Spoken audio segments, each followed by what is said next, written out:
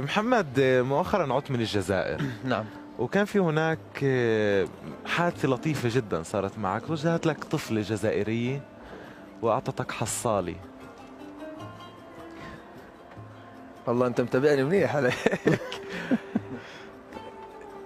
يعني من أصعب المواقف اللي شفتها في حياتي. يعني قديش إنه كنت يعني جالس بالأوتيل، فإجت ست كبيرة.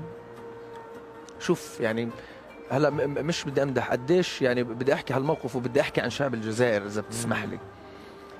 قديش شعب عظيم وشعب، صدقني انه انا في بعض لحظات يعني حسيت انهم فلسطينيه بلد 1.5 مليون شهيد. يعني حسيت انهم يعني بحبونا يا اخي محبه، صدقني والله وبدون مجامله بحبونا محبه. يعني انا المكان صدقني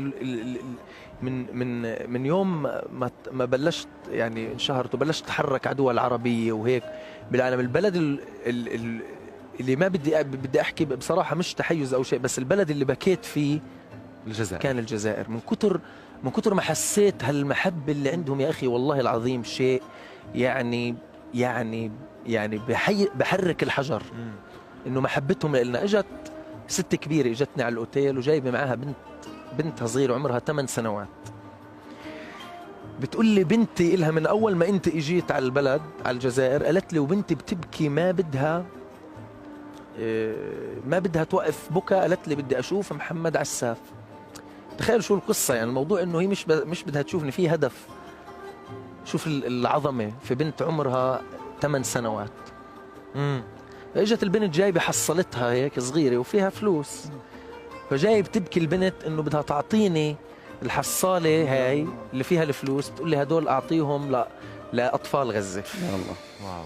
يعني فموقف يعني والله العظيم يا جماعه في حياتي، يعني انا شخصيا ما حصل معي موقف زي هيك. يعني انا يعني حسيت حالي، صدقين والله حسيت حالي صغير قدامها بمعنى الكلمة. ما بجامل انه بنت، انه شوف هالثقافة. بنت عمرها 8 سنوات جايبة حصالة فلوس، يعني قديش بدها تكون حاطة فيهن حرام. قال بتقول لي اعطي هدول لاطفال غزة. هي ثقافة شعب. فانه فما بالك اذا هيك الاطفال. صحيح. فما بالك بالناس اللي بيشوفونا. والكل بيسلم علي كان في الجزائر وبيبكي. عم بيحكوا لي انه في فلسطين وقديش المحبة اللي حسيتها من هالشعب العظيم. حلو. هو شعب عظيم.